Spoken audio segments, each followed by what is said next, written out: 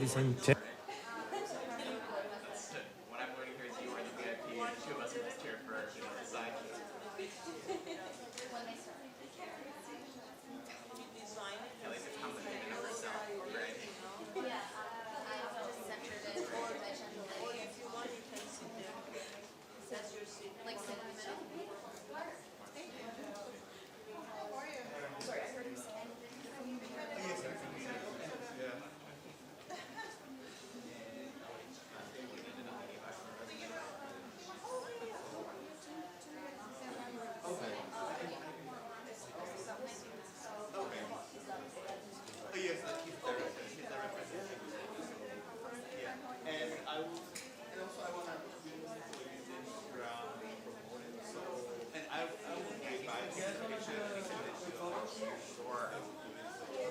Maybe I may be walking around and taking pictures, but yeah, these are right. Yeah. I'm just getting my lighting. Okay, great. Yeah, maybe. Perfect. Thank you very much. Yeah.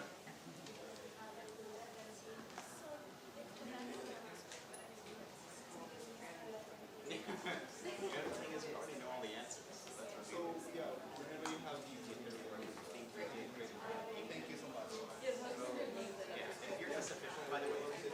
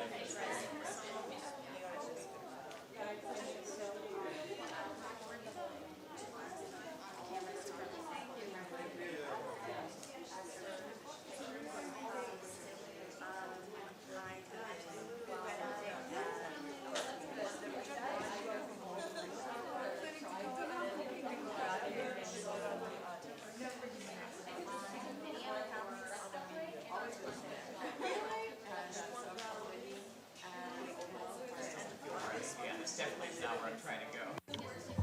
I'm ready.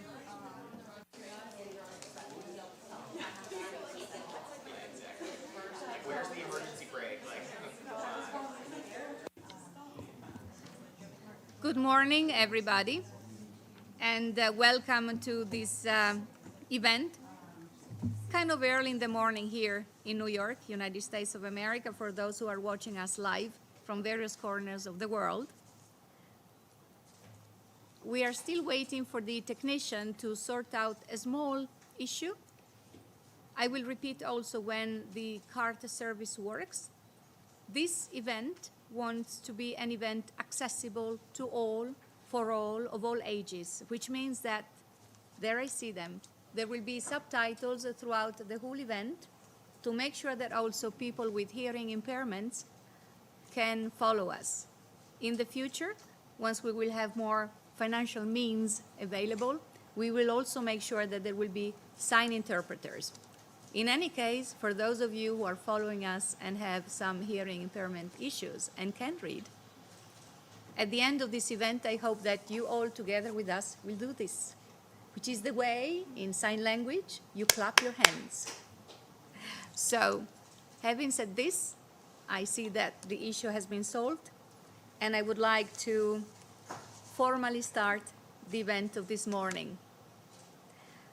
We are really very fortunate to have the opportunity to be here today at the United Nations in New York to discuss a critical matter such as skills and youth with focus on STEM skills, especially young women and girls in STEM that still face some prejudices and inequalities in terms of salary and also leadership positions.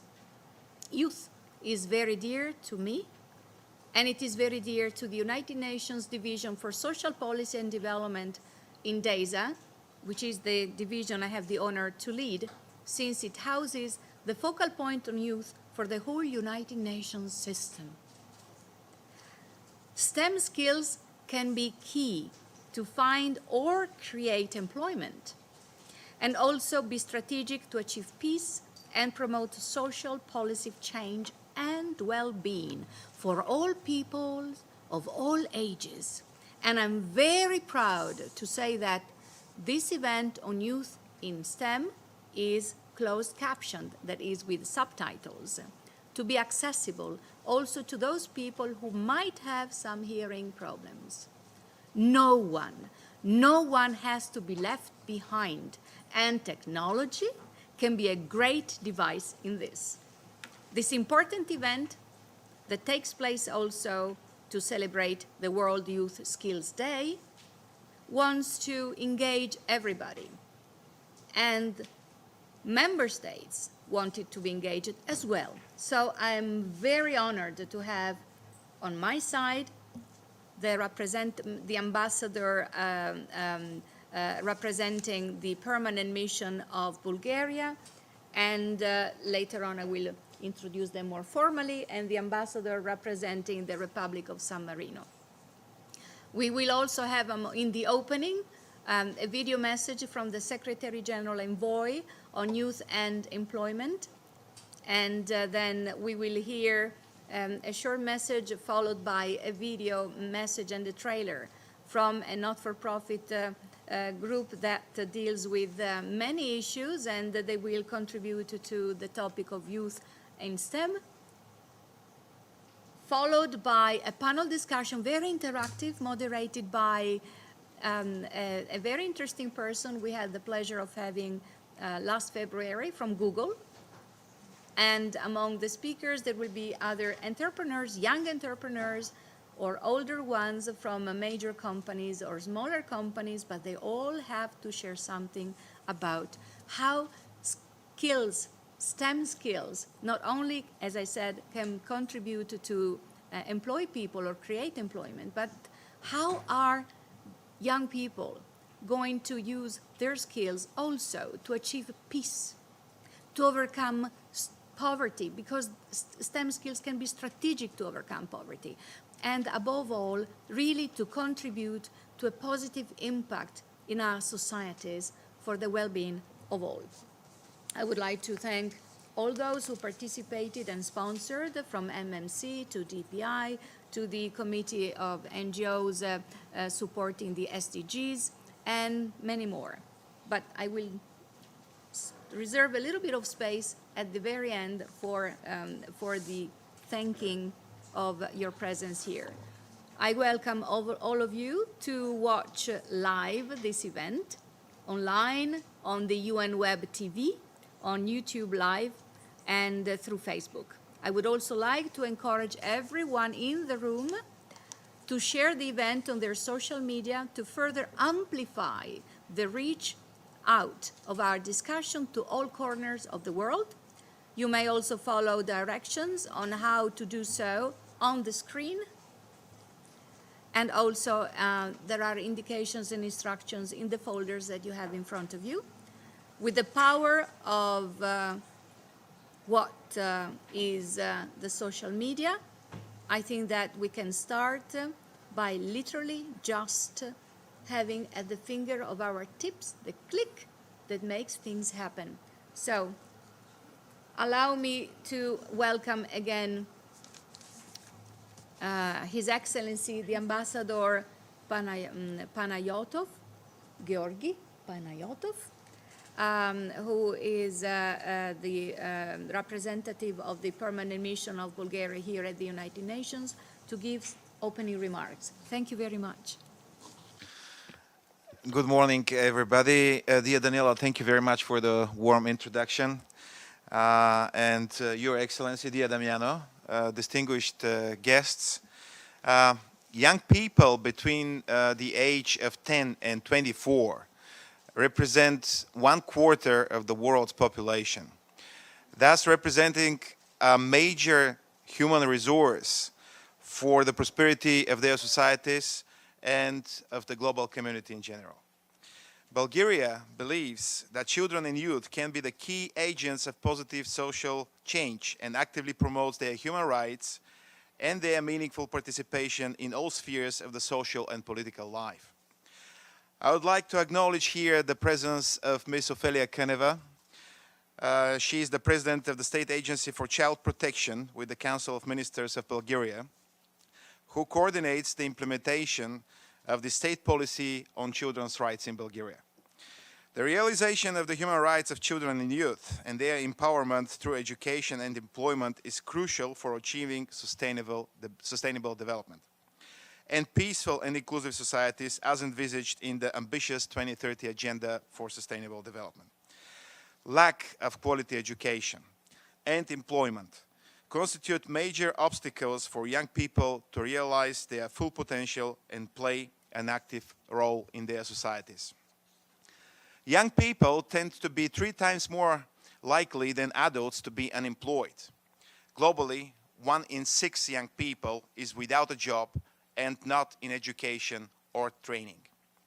In the last couple of years, the global youth unemployment rate has been decreasing, which is encouraging to see, but it is still way above the pre-crisis level. More young women and men are in education, but the difficulties as regards labor market transition remain.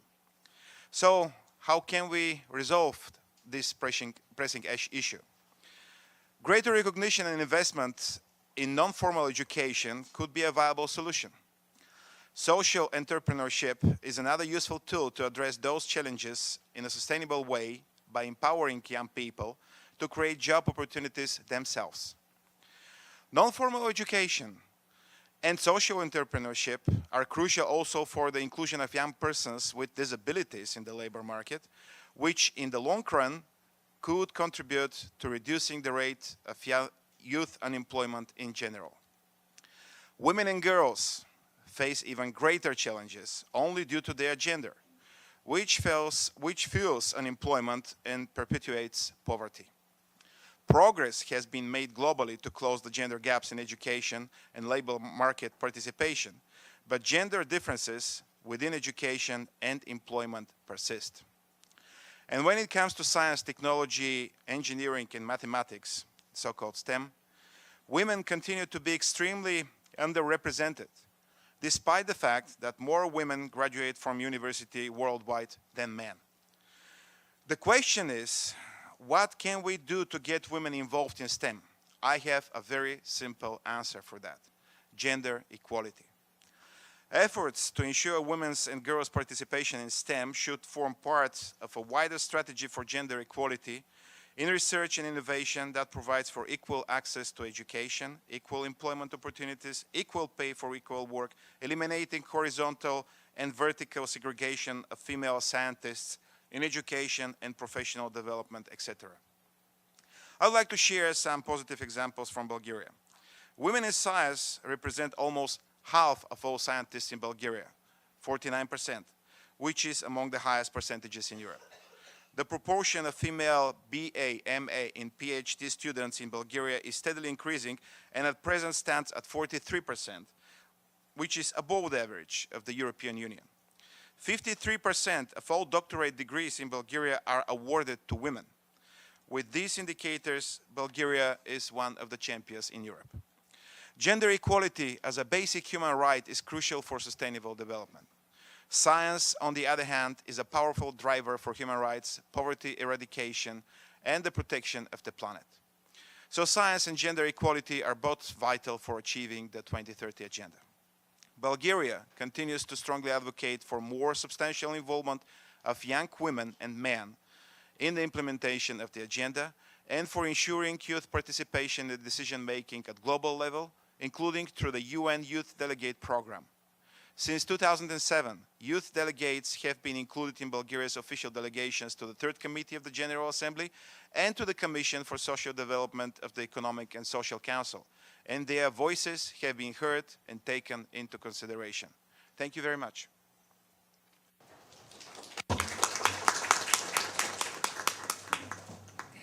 Thank you, Mr. Ambassador, for your opening remarks. And I would like now to thank also another one of the three co-organizers of this event, that is UNIDO, one of our sisters in the United Nations system. And I wish to thank them for having made sure that Mr.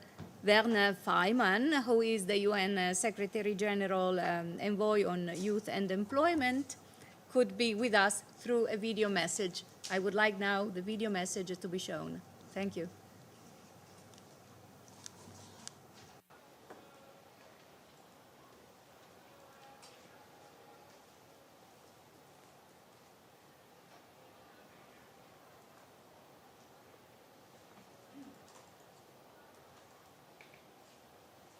Ladies and gentlemen, distinguished guests, it's truly an honor for me to address you today at the occasion of this important event. Youth in science, technology, engineering, and maths for achieving peace and positive social change for all. And a word of appreciation goes to the organizers. The Division of Social Policy and Development, UNIDO, the United for All People, for choosing such a critical topic for the World Youth Skill today, as well as the permanent mission of the Republic of San Marino and the permanent representation of the Republic of Bulgaria for supporting the event and this important discussion today. I'm convinced of the importance of investing in adequate skills development for young women and men, and have therefore always advocated for better skills, for better jobs. The field of science, technology, engineering, mathematics is a crucial source of job creation, particularly for young women and men. The labor market has changed. You need to improve the skills for young people to be equipped with adequate tools, knowledge, and skills, both in developed and developing countries, to be able to respond to the increasing complexity of the labor market's demands. Evidence tells us that STEM needs to be properly addressed in order for countries to realize the opportunities to provide for inclusive and sustainable development. The traditional view of development that understands social and economic progress as anchored in the structural transformation from agriculture to manufacturing services needs to accommodate the development of the 21st century in ECT, robotics, machinery, and artificial intelligence, and as such make room for the opportunities that STEM provides in an age and gender sensitive manner. Yet, while there is an increase in STEM graduates, worldwide STEM jobs remain unfilled. The good news is that solutions to this prevalent mismatch are in our reach, and this includes ensuring that young women and men have the appropriate skill to succeed in STEM in an equitable manner and strengthen STEM ecosystems with enabling policies and business incentives through comprehensive and holistic cross-sector collaborations. Improving skills development for STEM needs investment in training, in technological infrastructure, in digitalization, as well as increased collaboration between educational institutions at secondary and tertiary levels with the private sector for research and development and for combined studying and working experiences.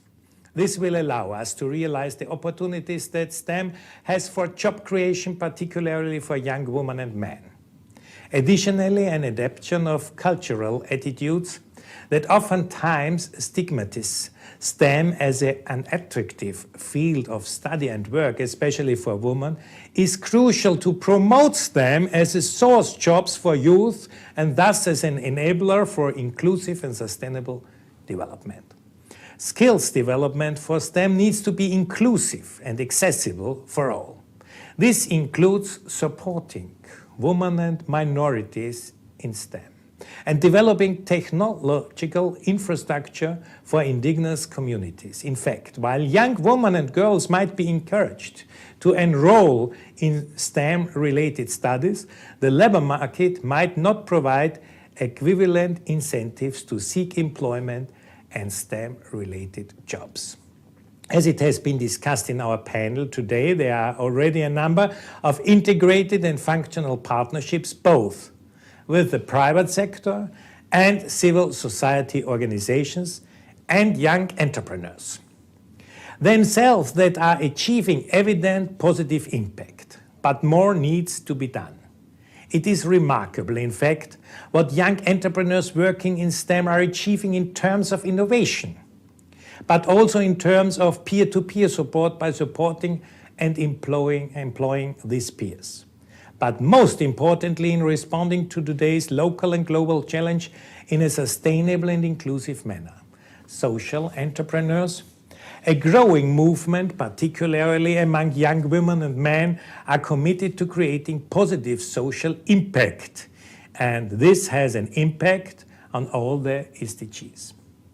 While we notice that social entrepreneurship is not fully recognized enough by the international community and international policymakers, and therefore doesn't receive sufficient support, we are aware of the contribution young social entrepreneurs are providing to the world.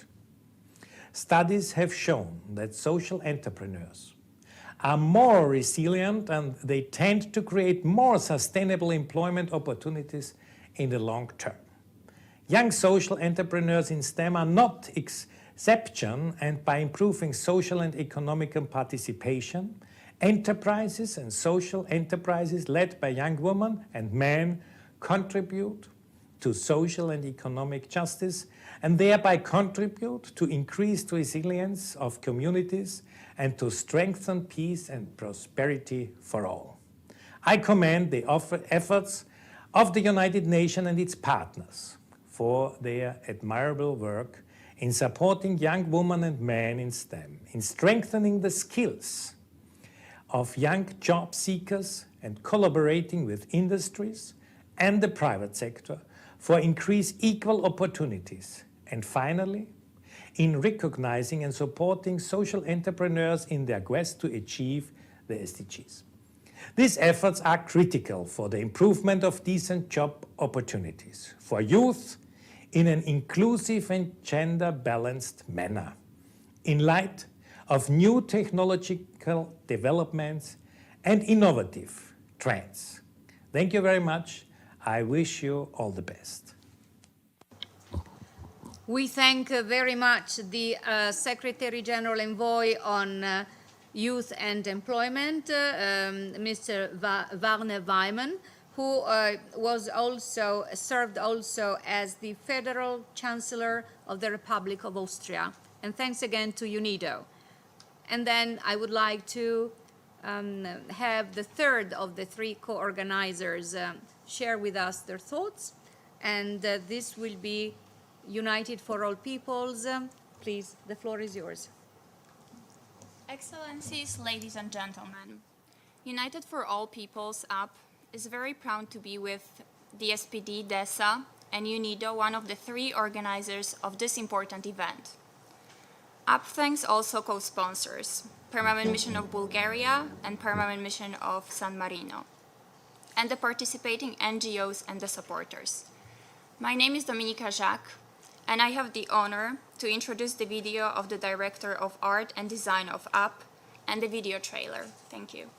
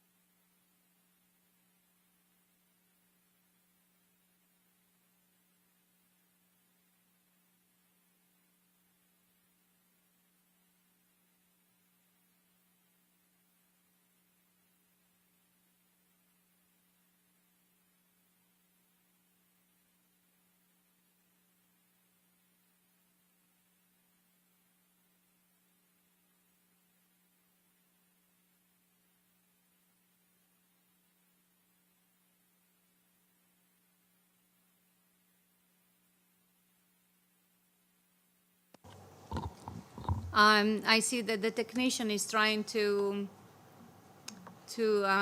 prepare the next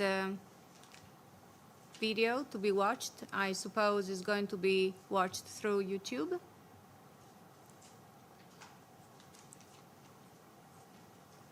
Can I have a sign from the technician whether it's going to work? Yes, thank you.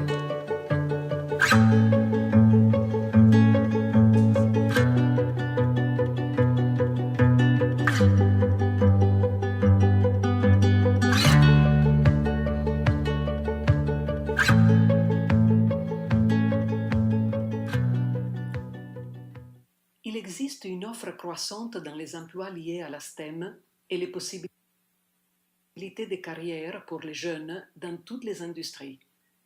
Alors, pourquoi existe-t-il un tel écart entre les sexes dans l'industrie STEM? Chers tous, United for All People, UP tel que nous l'appelons, est heureux de célébrer la Journée mondiale des compétences des jeunes avec vous tous, avec un accent particulier sur les jeunes femmes et les filles. UP est heureux d'organiser avec la Division des politiques sociales et du développement des Nations Unies, au département des affaires économiques et sociales, l'événement sur les jeunes dans les milieux STEM. Mettons en évidence le rôle que des jeunes dotés de compétences STEM peuvent jouer pour parvenir à une paix durable et un changement social positif pour tous. Nous souhaitons également exprimer notre reconnaissance pour la participation des missions permanentes, des ONG comme DPI et MMC, le secteur privé et les universités, mais surtout les jeunes. La perspective de UP, United for All People, est d'avoir des sociétés inclusives pour le bien-être, la prospérité et le bonheur pour tous les peuples. Nous croyons que vivre dans la prospérité est une aspiration universelle et l'emploi de la jeunesse est une des clés. L'emploi des jeunes est une question cruciale pour l'éradication de la pauvreté dans le monde entier et nécessite des efforts collectifs menés par les décideurs et soutenus par le secteur privé, la société civile et le milieu universitaire. Quel choix ferez-vous lorsque vous partez d'ici aujourd'hui? Le secteur privé utilisera-t-il les compétences STEM des jeunes pour offrir des possibilités d'emploi? Est-ce que vous, les jeunes, irez valoriser vos compétences STEM pour trouver des façons novatrices et transformatrices afin de promouvoir un changement social positif? Ou irez-vous retourner à la routine habituelle? Concernant UP, vous connaissez notre réponse.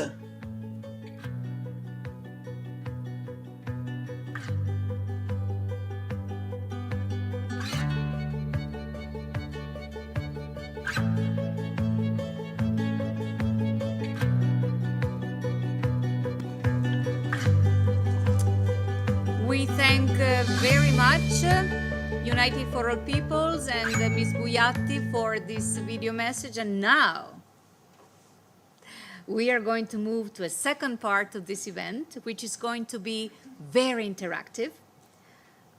We have many panelists that are going to be introduced, and the panel is going to be moderated by Hibab Kamal Grayson, who is a person I had the pleasure to meet last February. She also intervened during one of our events during the Commission for Social Development. And in her capacity as a senior public policy analyst of Google, she came here today, but now you are going to be the moderator. Please make it lively. Those who are watching at us from other parts of the world, please interact, tweet, ask questions, and these questions will be then shared with the panelists and also with the honorable ambassadors and me, if you wish. Thank you. Thank you so much. And Thank you to everybody here in this room and to everybody watching online. And thank you to Ms. Daniela Bass and her team for their dedication to exploring how we can all work together to ensure that technology fosters a more peaceful and prosperous world. Thank you also to UNIDO, United for All Peoples, the Permanent Mission of the Republic of San Marino, the Permanent Mission of the Republic of Bulgaria, and the UN for making sure that this issue doesn't get lost, in the dialogue, and making sure that we keep talking about this, because there is a lot of work that still needs to be done. Got it. So as Ms. Bass noted, I work at Google. So it's not surprising to a lot of you that I do honestly believe in the power of technology to change our life and to change our world for the better. But still, we at Google are very aware that there's no magic solution for all of these issues, and that all of us in this room, students, young people like you, everyone who's watching right now, governments, other companies, nonprofits, educational institutions, we are all going to have to come together to ensure that everyone in the world has the skills and opportunities needed to use technology to improve their lives and to create the sort of resilient communities that some of our speakers have discussed. So I'm really excited to be here today. The amount of talent and experience on this panel is a little intimidating. It's incredible. And what I want to do today is to really think about what concrete steps all of us on this panel and all of you in this room can take to address this issue. Because despite all of our amazing technological advances, it's true that, as other speakers have said, 1 billion people still live in poverty. And that includes a lot of young people and a lot of potential that is, to be very frank, being wasted right now because people don't have access to the skills and to the technologies that they need. So that's a truly staggering number. And what I want to do today is to think about how we can all come together and inspire and encourage young people to develop and to use STEM skills to make our world more prosperous and more peaceful. So I've talked enough. Without further ado, I want to introduce our incredible panelists. I'll be honest, when I was reading all of the bios, I was so overwhelmed by all of the accomplishments on this panel that, to keep it a little interactive, I would actually love it if our panelists could introduce themselves. We can start with you, Melissa, and maybe a couple of things that you find most important, because your bio is incredible. So. Excellent. So my name is Melissa Sack. From several different capacities. So I work in Microsoft's Affordable Access Initiative team. I am not sure if anyone has had a chance to see our news this week. We're very, very excited about it. We've recently made a commitment as Microsoft to connect more people in rural America to the internet. And naturally, it's not just about Microsoft. As you mentioned, it's a multi-stakeholder approach, and we all need to work together to solve not just skill building, but also access to the internet, access to physical devices, access to the skills that young people, that all of us in the room need to really transform our lives through technology. So I come to you from the Microsoft perspective. I also come to you from academia. So I'm also a woman working on my PhD.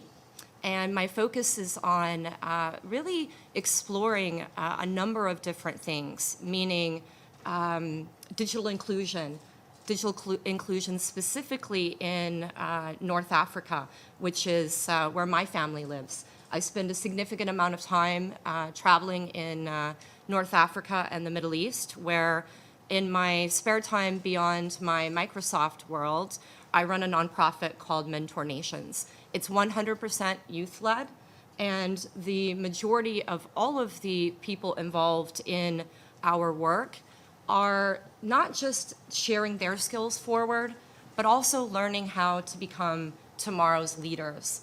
Dia, my country manager in Tunisia, comes from a place in Tunisia where there's upward of 57% unemployment. 57%. And these are engineers, someone who followed the rules, someone who went to engineering school, learned the skills that he or she was supposed to learn in school, and still hasn't found a job. And so we're working in country to really identify ways to improve youth unemployment, not just in Tunisia, but in Bangladesh and Pakistan and other countries from around the world. I also looked at all the bios, amazing, and I know I've talked enough about myself. Yeah, if we could just go down and keep it brief, just who you are and a couple of your accomplishments that you think are most important. So next we have Zach Sims, who's the co-founder and CEO of Code Academy. Incredible. Zach, a couple things that you think everyone should know about you. Sure. All right, my name is Zach Sims. I'm the co-founder and CEO of a company called Code Academy. Thank you. Code Academy teaches about 25 million people around the world technology skills and helps them find jobs. We do that online, interactively, and in a way that doesn't take up a lot of bandwidth. So we work with a bunch of national governments around the world, including the UK, Brazil, Argentina, a couple others, in order to promote access to STEM skills for youth. And then we work with a large percentage of our learners around the world to help them stay active in the job market and acquire technology skills to gain employment. Fantastic. Thank you so much. Next, we have Tracy Chu, who is the co-founder of Project Include, an organization that I really admire. Thank you, Tracy. My name is Tracy. I'm a software engineer. Thank you. I'm Tracy. I'm a software engineer by training and by profession. I have degrees in electrical engineering, computer science, so this issue of STEM education is one that's obviously very close to me. I have previously worked at companies such as Google, Facebook, Quora, most recently at Pinterest. My work with Project Include, which I co-founded last year, is focused on diversity and inclusion in the tech industry with a focus on startups. So in recent years, we've seen a lot more attention on this subject and more of a drive towards making some change. And the founding impetus for Project Include was to help guide some of that change and write down some of the best practices, create handbook of recommendations and resources, and really help to drive greater inclusivity, comprehensive solutions, and accountability through metrics for change in the tech sector. Fantastic. Thank you so much, Tracy. Next, we have Kelly Labelle. She is a youth mobilizer and CEO of Labelle Corporation and My Effect, Inc. She's incredibly accomplished. A couple of things that you think people should know. Thank you. Hi, everyone. My name is Kelly Labelle. As a youth mobilizer, my work focuses on bridging the gap between youth, private sector, and public. That takes two forms. One, helping mentor youth themselves and spotlight the talents through peer-empowered messages. Most recently, we finished a project called The Power of Youth that features 200 youth in 59 countries, ages 6 to 29, who are changing the world. Secondly to that, I am CEO of My Effect, Inc., which is a big data company that looks to use self-adaptive computing and blockchain to track skills that youth earn through volunteering to help them differentiate and improve their employment by showing things beyond just their education. And so Girls in STEM is a popular topic that I'm very passionate about because I am one. Thank you. That's fantastic and truly incredible. Thank you, Kelly. Next, we have Miss Marina von Schlegel. She is the Executive Director of Embassy 2.0. A couple things you think folks should know? Excellent. First of all, thank you all for having me. Sengitamu. This is good morning in my family's language from the Tewa Pueblos of northern New Mexico. I work in technology policy advisement and capacity building, mostly in emerging markets. But I was also the first Latina in the United States to own and operate a technology incubator. I built my first startup out of my dorm room at age 19 in PHP as a self-taught programmer and experienced a lot of the challenges in the ecosystem of not having that support that we do need to collectively build, not only here in the US, but in every emerging market and for women everywhere. I also currently have a project called Indigenous Labs. We are working to create a virtualized skill-based workforce ecosystem for Indigenous youth that will also be scalable for markets with remote workforces and include a lot of these individuals who are not currently being included. So approaching the qualitative aspects in addition to policy and content. Thank you. Fantastic. Thank you so much. And finally, we have Miss Carol Kennedy, who is the who works at Manhattan Multicultural Consulting, and she's a consultant there. And she'll serve as our discussant today, and has prepared a statement. So if you would like to go forth with that, that would be great.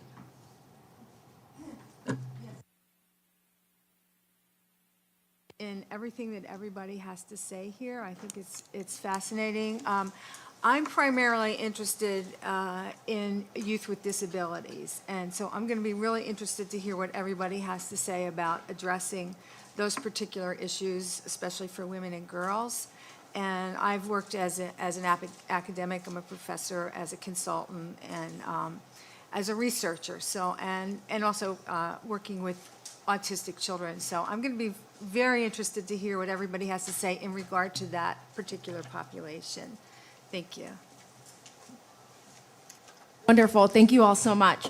So just to kick things off, and I'm going to be very strict about time, just to warn you. So I just wanted to quickly give everyone in this room and online a sense of, we know you've accomplished a lot, and you're all deeply, deeply invested in this issue. But what inspired you to follow the path that you've been on? Basically, why are you doing what you're doing, and how did you get there? Melissa? How much time? Let's keep it. Oh, sorry. Let's keep it short, as short as you can. Okay, perfect. So mine actually comes from a deeply personal story of mine. My children are victims of parental kidnapping. And for me, I was able to become a mother from afar through digital inclusion. And I realized that the internet was my pathway to become a mother in a different kind of way. It's not something I talk about often. It's not something I talk about publicly. And it's something that's become my life work, not just because it allows me to be a mother from afar. Don't worry, they're safe, they're healthy, they're happy, they're fine, I see them. But it's allowed me to take this really deeply personal tragedy and turn it into my superpower, whether that's at Microsoft connecting people to the internet so that they can realize their own superpowers, or to working on my PhD and realizing, how do we actually define digital inclusion? What does that actually mean? And how can we all come together as a community and define what does it mean to be a digitally inclusive society? Wow, wonderful. Thank you so much. Zach? The original inspiration behind starting Code Academy came from seeing this massive skills gap around the world between the innovation that's being created in the technology sector and massive unemployment amongst youth around the world, and kind of a general frustration with the fact that nobody was trying to solve that problem, from government to nonprofits. And so we decided building an easy, accessible way for anyone to participate in the digital economy and hopefully not just find jobs, but create other solutions to tackle problems like youth unemployment was the way to solve the problem. That's fantastic. Thank you so much. And I do feel like that gap between the amazing innovation that's going on around the world and, poverty and unemployment is one theme that has brought a lot of people together for this event. And I am really grateful that we're getting to talk about it. Tracy? I am someone who has been very fortunate to grow up in Silicon Valley, and I was the child of two software engineers who built their own software company. And being in the Valley was always something that was kind of easy to do, to go into technology, to study math and science. But even with all the advantages that I had in the Bay Area and going to schools there, I felt a lot of headwinds as a woman in engineering. And when I was first in my studies and entering the industry, I didn't quite know what that was. I could feel that I was not necessarily as included as my male peers, but I didn't know what was the source of that. And as I engaged more with other women in the field, I started to see what the systemic problems were. And it was very eye-opening to me to see, even with all the advantages I had, how difficult it was to succeed in the tech sector. And it makes me think there must be so many other people who are so talented and would be so great in this industry, and they're being kept out. And so we talk a lot about inclusion, but the flip side of that is that there are factors that are actively excluding people, and we need to dismantle those. And also, being a software engineer and being on the inside of a number of startups that have built products, I've seen how the lack of diversity and inclusion in the workforces that are building these products has very real ramifications for the products that get built. So examples of things that are pretty obvious oversights. Say when Apple launched HealthKit with iOS 8, where you can track all these things about your health and body, they left out period tracking, which is a very obvious use of quantified self and something that half the world population cares about. And I don't know for sure if there were no women on the team that was developing that, but it seems like a very obvious oversight. If there had been better gender diversity on that team, that they wouldn't have missed such an obvious use case. And so there's a bit of the personal angle of being a woman in engineering, and also just seeing what the ramifications are for the world, the lack of diversity and inclusion that drives me to do the work I do. That's fantastic. Thank you so much. And I think especially some of our opening messages did a really good job of hammering home that point that technology isn't going to be a force for social good unless it is inclusive of not just gender and race, but of people of different abilities, sexuality, everything. So I really do appreciate that. And just a reminder for folks watching online, please do send questions. I know we have a lot to unpack here, but Kelly, yeah, a couple of things about yourself that you think folks should know. Yes, my motivation and inspiration, I guess, comes in twofold. One, my entry into STEM or technology, not your typical girl in STEM, I guess you could say, is I see that STEM is sometimes, we see it as a career path, but for me, I saw it as a means of innovation to solve a problem. I saw my work comes rooted in youth empowerment and leadership development, and I saw twofold. There's two types of kind of groups of youth. Your overachiever, actively involved in a lot of things, and then you have this other subgroup who is not yet involved, but is maybe looking and wants to, but just doesn't know how. And so you had this gap. And I saw in both elements, youth could gain skills through volunteering and extracurriculars, but there wasn't a way to tangibly track that and use it as a way to improve their employment or get them into school and things like that. And for those who were struggling, that volunteer skill building was essential for them to help build up perhaps struggling grades and other circumstances. So I saw technology as a way to start to capture that and bridge that gap.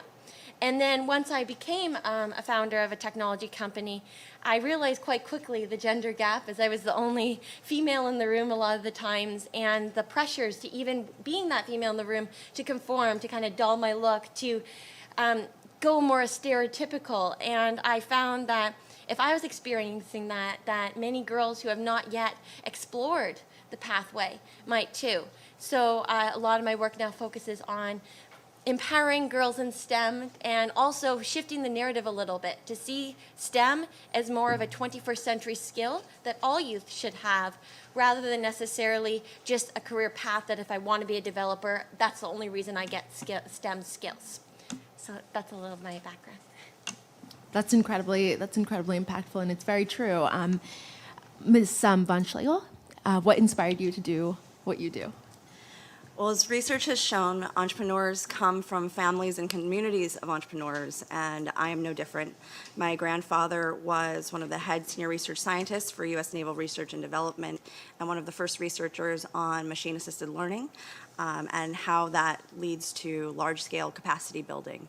My uncle also invented a microprocessor for robotics that has led to the robots at Disney, and also later stage robotics advancements at a company called Emulex. I am very fortunate to have grown up with this, coming from a family of my background. There's not a lot of individuals in these spaces with people like me. And my current work and my work for the past decade has worked in the inclusion space, and also as a role model and mentor and serving on boards for organizations such as the U.S. Hispanic Heritage Foundation, the Latino Startup Alliance, and representing that 0.5% of Latinos who do receive venture investment, who have received roles in corporate Fortune 100s in the executive roles. I mean, within the 6% of women in this space. Statistically, I don't exist, and it's very important for me to continue that work to make sure that there are more opportunities for people like me, that we are bringing this as a foundational base for these emerging markets so that people aren't left out. We do know that this lost opportunity in the U.S. represents a $2.5 trillion economic opportunity that is lost in our community, and 12 million jobs right now that we need to capture for global growth, as well as a 12% GDP loss overall for countries that are not pursuing radical inclusion right now.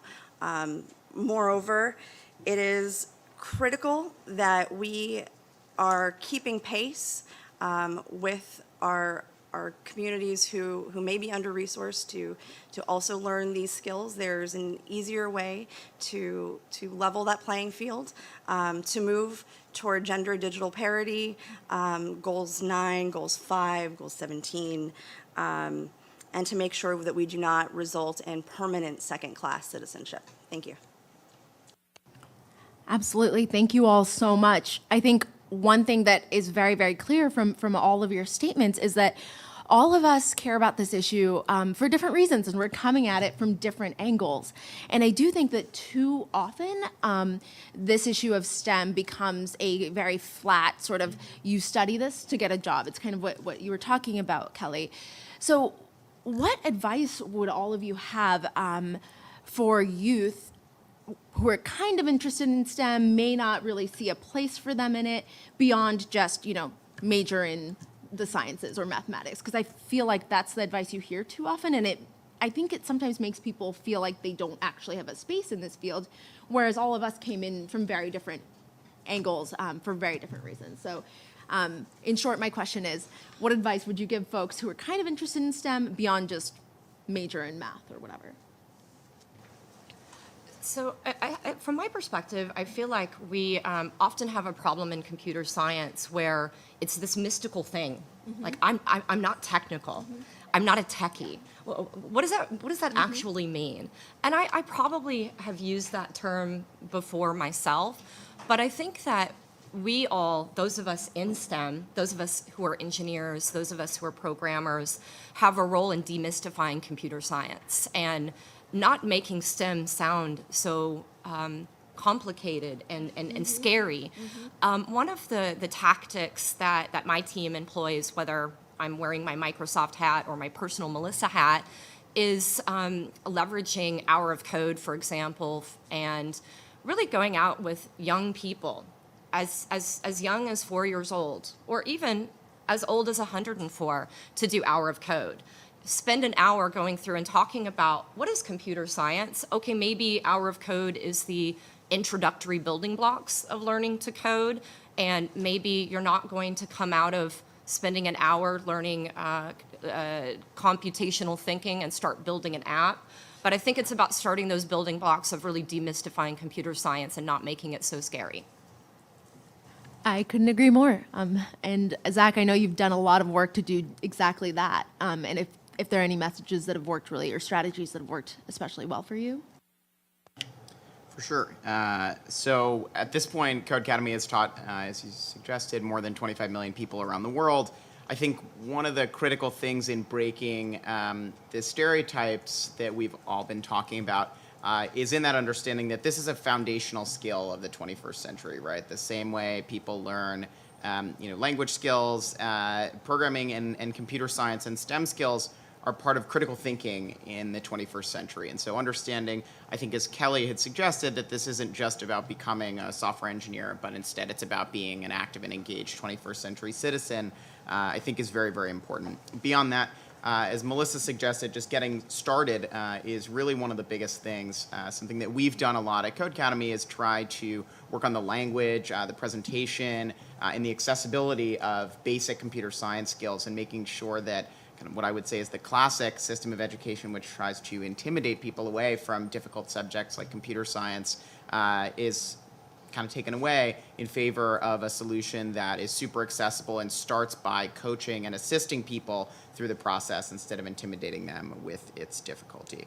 So my biggest advice to students that might be considering getting started would be just that, which is get started and dip your toes in and try to find a way of doing so that isn't intimidating and works to help you build up your skills with others.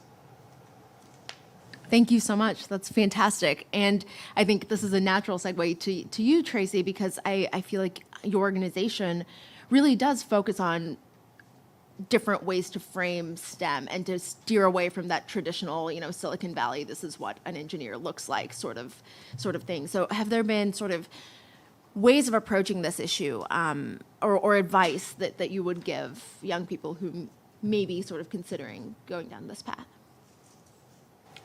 So echoing some of the themes that other speakers have already mentioned, I think drawing that connection between the means and the ends, like what it is to be coding and what that enables, is very important.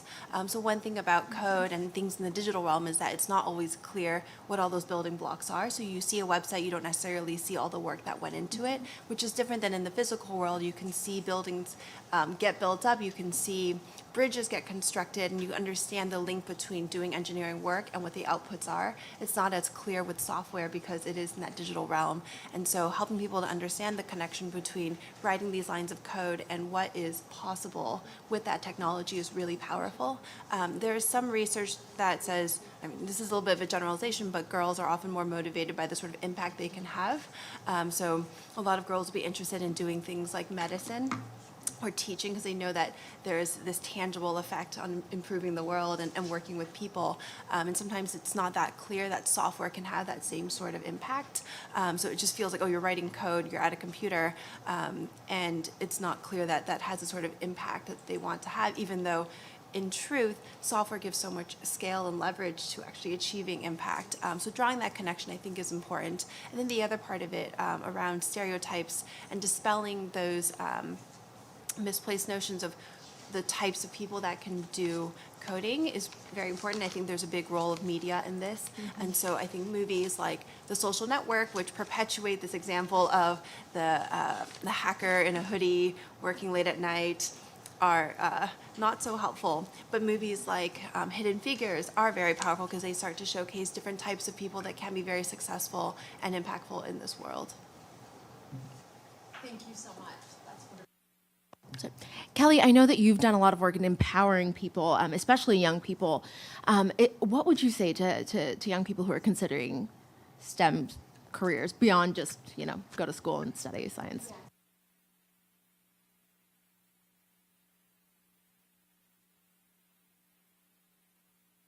Introductory to tech was I was at a youth leadership summit and we were doing an icebreaker where we had to learn about each other, and my colleague or my partner was a keen developer, and he said he was a developer and he knew 9 languages. I'm like, oh, what, French, Italian? And he's like, no, development, Python, HTML, code. And so very much to that point, it is a basic skill. And what I would say is 2 things. One, in the next decade, it's estimated that over 65% of the jobs youth will hold aren't even created yet. We don't know what the future is going to hold, but we do know that technology and STEM is going to be a fabric of that. And with that in mind, there's in the next 5 years, over 2 million jobs are going to be made in STEM fields. So there's a great opportunity for young people who, right now, in the face of very high unemployment, can start to chart a path. With that being said, you don't need to necessarily pursue just a STEM path to benefit from those skills. If you're in marketing, knowing how to use HTML and CSS will save you tons of time in doing a marketing website. There are other applications and other careers where basically it's getting into the fabric of most jobs. And so what I would challenge you today is view STEM almost like the 21st century cursive. You don't need to learn calligraphy and go all in, but at least learn how to write a signature and maybe write a few notes, because that's going to serve you and that's going to come up in your career regardless of what field you enter. I love that. I'm going to remember that and keep it here. It's fantastic. Ms. von Schlegel? So I am a big advocate of espousing all of the digital economy skill sets and going to where kids are, especially in establishing policy frameworks and infrastructure frameworks for youth skills. So looking at places that youth like to explore and looking at sort of Instagram, Twitter, other social medias. Social media marketing is a skill set, looking at media skill sets. These are gateway skill sets that lead to more advanced things like coding. These are skill sets that automatically have an endpoint when you're using someone else's technology for what you can do with that technology. And at some point, when someone has refined skills and advanced level skills in these more entry-level places, they're going to look at developing unique and personal solutions. They're going to look at solving their own problems and problems within their communities that aren't being solved by existing solutions. So I think it's really important to go where youth are and whatever people like to explore, to continue that and to get as good as that as they can, and then to pursue programs like Codecademy and digital online learning and look for these groups of support that can bring these educational capacities.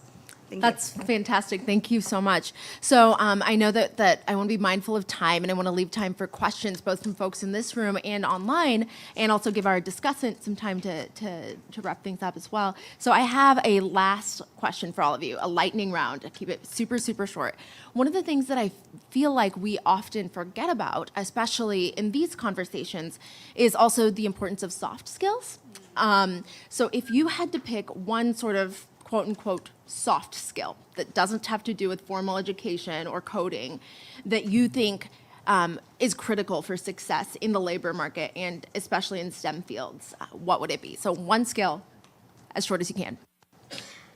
So I think that word soft skills is this esoteric thing where I think if you ask 10 people what's a soft skill, you're going to get 10 different answers. So I'm probably going to give you a different answer, but Well, I can define. Well, let's consider it as something you don't learn in school, Yeah. and something that doesn't have to do with STEM specifically. got it. So for me, I don't know if this is a skill or not, but I'd say passion. I think if you've got the right passion, anything is possible. The impossible is possible. I'd say empathy is one of the more important skills, understanding the people you work with, but in fields like technology where so few people can have an impact on so many, being able to empathize and understand with the people that you're building for. I would say communication, and in particular written communication, because I think being able to write clearly means that you understand things to this extra degree and you're thinking about communicating to someone else, and so there is that empathy built in as well, and it helps you to explain what work you are doing and what the impact is on others. I'm going to say communication too, but oral, public speaking communication. You can have the best idea or innovation in the world, and you may have created something fantastic, but if you can't articulate that value to others, even your value of yourself in a job interview, it's going to be a real challenge. So I think public speaking and communication to articulate your ideas is really important. I'm going to say negotiations. It's very important that we learn to advocate for ourselves in a strategic way. And we know that people who ask for more get more. Also, with women in STEM leaving, 45% of women in STEM leave within the first 5 years of their career. And this is a really critical number, and we know that this is to do with lack of potentials for advancement, work-life balance. We need to know that we need to advocate for ourselves as passionately and strategically as possible from the start, so that we don't run into as many of these challenges later on. So thank you. Absolutely, thank you. And Carol, I would like to invite you to also answer this question and to give us any thoughts and remarks you might have. First of all, soft skills, I think, are very important for everything. I am really interested to hear what all the panelists say. I keep hearing the word inclusion, but does that word inclusion mean including women and girls, or does that mean including everybody regardless of ability? And I really would like to have some input from the panel about what you personally have done or your organizations have done to reach out to young people with disabilities. And then I have a short PowerPoint that, because I'm very much a research to practice person, to show things that I've worked with, because I go into the, okay, so I won't show the PowerPoint, but I just want to talk about getting to younger children and girls in the schools before we get to the level where they're out getting employment. First, I'd like to hear from everybody about what your organizations are involved with as far as outreach. Great, thank you. And we are running short on time, so I will. make sure that you have time as well. Yeah, because I'd like to discuss some other Yeah. things too. Yeah, we also have Q&A from the audience, so Okay. just want to make sure we can fit all of that in. So from a Mentor Nations perspective, my nonprofit, I would say it's been a bit test and learn in terms of digital literacy with youth with special needs or accessibility challenges. Last summer, one of my volunteers and I visited a Syrian refugee camp. And we went in with this idea of teaching, doing Hour of Code. And we got there and we realized it just wasn't the right solution based on the skill sets and the mobility challenges of the youth. And luckily, I think we were able to adjust on the fly. And I think, if you've got 10 different people sitting there, similar to the soft skill question, and you ask, what's the right way to be diverse, to be inclusive, whether you're talking about women, girls, individuals with accessibility needs, I think you have 10 different answers. I've been very proud at Microsoft of the work that we do when it comes to diverse hiring and bringing in individuals with autism and various other types of accessibility needs. I'm also very excited to start working on initiatives to determine, are there opportunities for Microsoft to look at diverse hiring, meaning individuals who might be confined to their homes, and identifying opportunities to bring more connectivity into rural communities and enable work from home solutions for individuals who might have mental instability or what have you, but might be appropriate for work from home solutions. So lots of different, I think, ideas, and I think there's still a test and learn quite concept where we've got great ideas, but still room to grow. Great. I'm not sure if we have time for every panelist to answer this question, so maybe if you want to give, I just want to make sure we have time to hear from you as well. Yeah. I've been involved in working with young people with disabilities for a long time and have devised digital text with multi-means of accessing information, whether it's on the computer or whether it's in actual text. I think it's really important that we have some understanding and some educational background of young people with disabilities. So when you do outreach, that you make sure that you understand what their limitations are, but not just their limitations, but what they can bring to the table. And that we go from an asset model rather than a deficit model, because I think they have a lot to offer. I know the population that I work with, we've done a lot of social story videos where they create their own videos about their own issues, and it helps them, and this could also help with acculturation. We've done a lot of things as far as teaching them computer skills and getting them to be able to go into the workplace that will be a welcoming place for young people with disabilities. So they don't feel that I'm the odd person out, but they have a lot to bring. So I think that's something that we really need to keep in mind for everybody. And I also think we need to think outside the box as far as careers. I know my colleague is teaching young people with autism DJing skills, which are an engineering skill for young women and girls.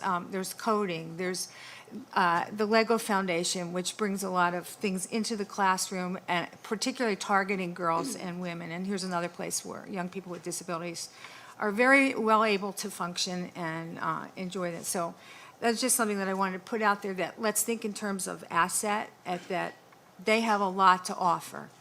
So I'm going to take up Absolutely. Thank you so much. And actually, that is a really good segue to some of the questions we've been getting from the internet. Thank you all so much. We are about at 5,000 views from around the world, which is kind of incredible. Wish I'd brushed my hair this morning.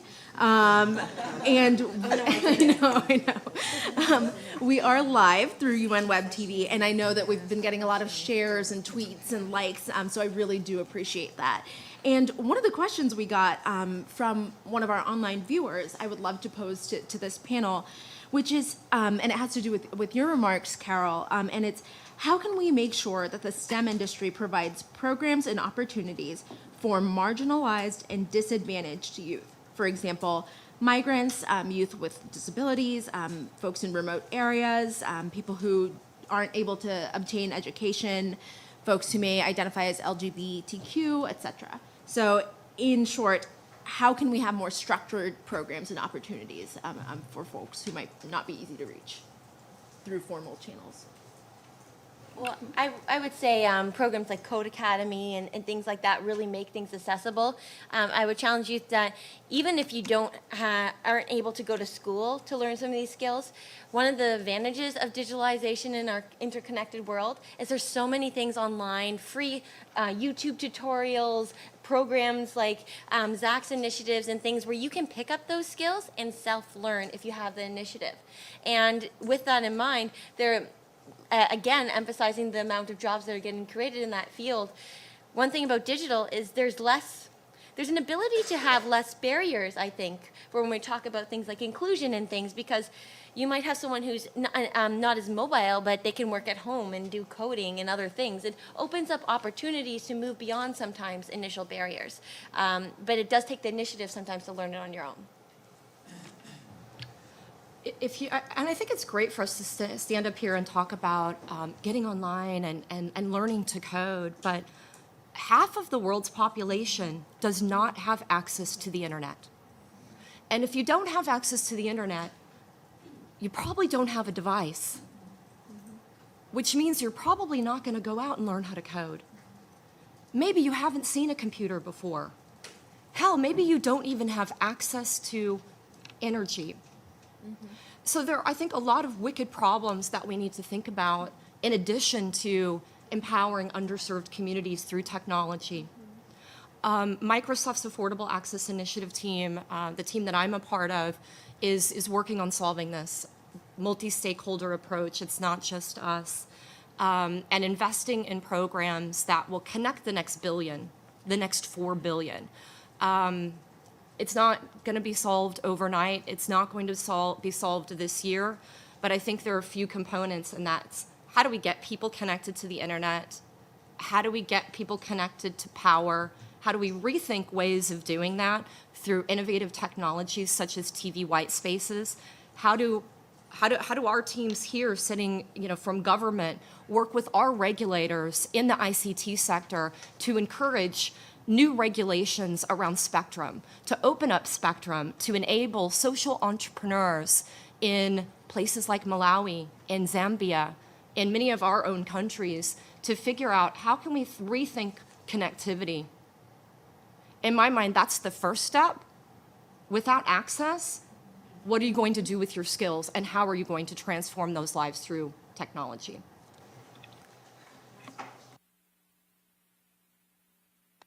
I want to add something from the industry perspective, which is that a lot of times these tech firms have a very narrow idea of what they're looking for. And so instead of actually focusing on the skills that they want to hire employees for, they're focused on credentials that don't necessarily match up with those skills.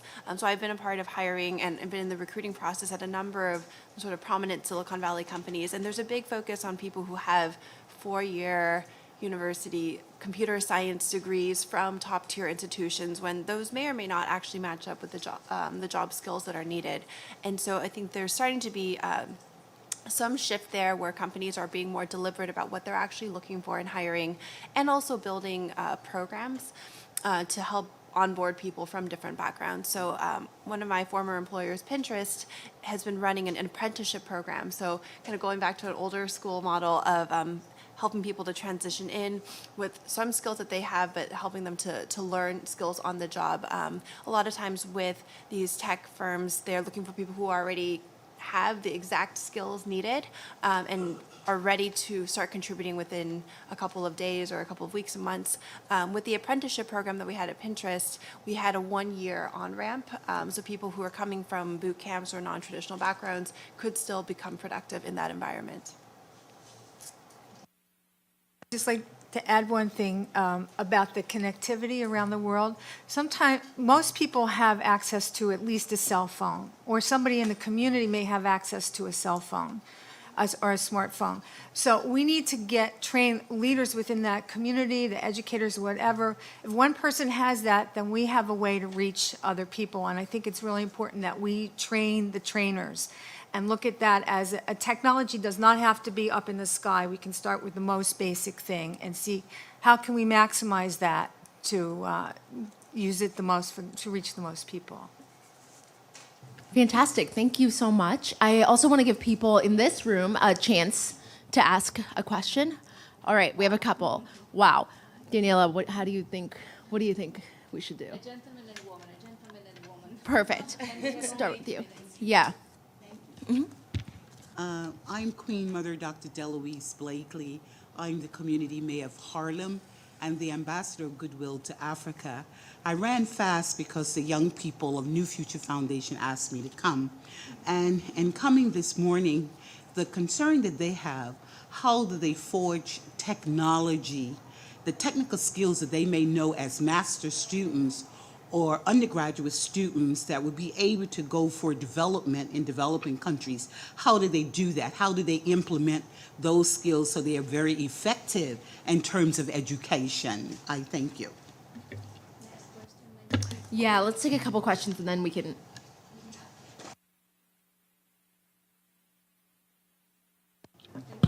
Hi.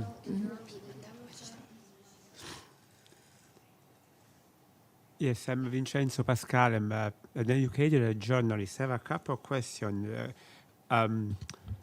How corporate, I mean, this is basically for everybody, how corporate America consider a sort of education done online?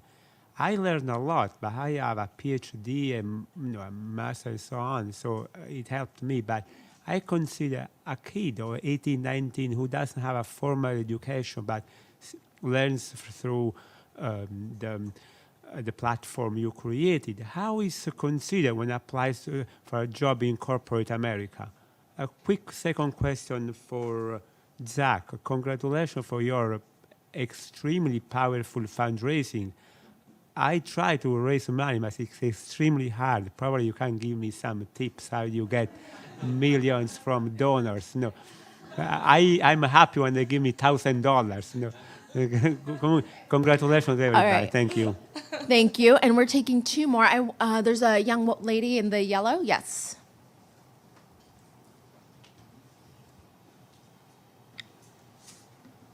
Hello. Can you hear me? Hello, good morning. I'm Anjali from the World Association of Girl Guides and Girl Scouts.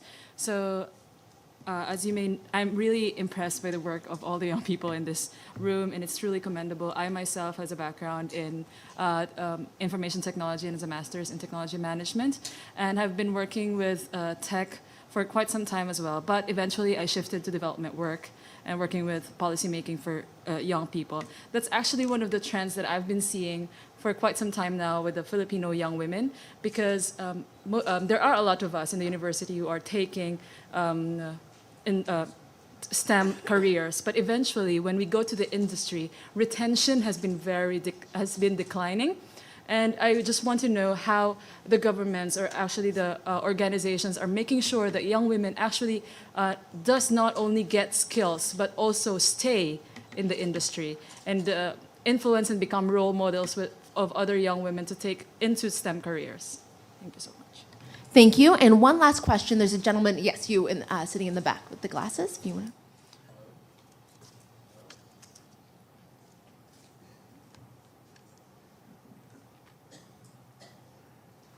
Can you sit on the,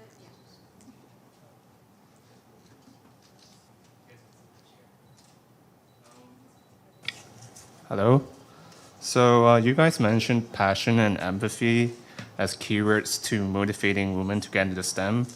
However, there's also a lot of pervasive social attitudes like mansplaining, sexual harassment, sexism, exclusion, etc. So you guys have been providing a lot of solutions to push women up. I was wondering, are there practical solutions to pull men down so that they can be more empathetic and I love it. pull them down from their egos.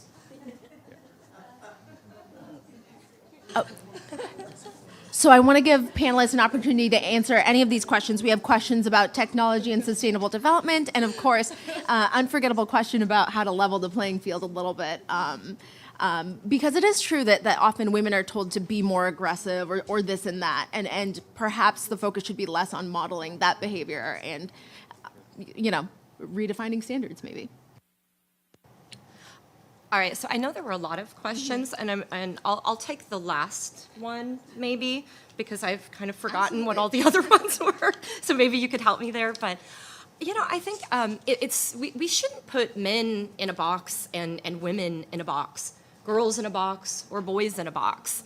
I think for me, I'm a woman in STEM. I feel like I have opportunities, but I know women who feel like they don't. And I think it's up to us, each of us, even women in STEM, to recognize if we are in a meeting and we identify that someone's being talked over or someone is not maybe feeling as comfortable to speak up, for those of us who might feel more comfortable to stand up and make that happen. Again, I'm more of an outgoing person, so I find it easy to say what I need to say, but I recognize that there are others who do not. Perfect. Thank you. I'll take the question on applying skills in corporate America. I think one of the biggest issues with alternative forms of education that I think many of us around this table are trying to pursue in one form or another is a reluctance from the employer side to accept alternate credentials. And obviously Tracy talked about this as well, in understanding that a four-year computer science degree isn't the only way. I think one of the things that is proving to start to change that is oftentimes role models that come from backgrounds that are non-traditional. So I think the media has a role to play there in promoting non-traditional role models to help people understand that jobs are accessible to all. And then I think, as Tracy suggested, that Pinterest has done, apprenticeship models are becoming more in vogue in the US, and I think that should continue to happen. Countries like Germany with much more advanced apprenticeship models have a lot to teach the US when it comes to understanding alternate forms of education and how to get companies to accept those. Thank you so much. And unfortunately, we've hit our the end of our time here together, but I do hope we'll keep the conversation going. Please keep chatting online, and please do stay in touch. And thank you all again for being here today. Thank you. So I would thank again all those who have participated, sponsored, supported, co-organized, those who are present, all those of you who have been engaging with us online. All your answers will be answered later on, maybe in writing. And I would like now, since there is another meeting, as just said, taking place, to slowly but surely leave the room. Thank you very much.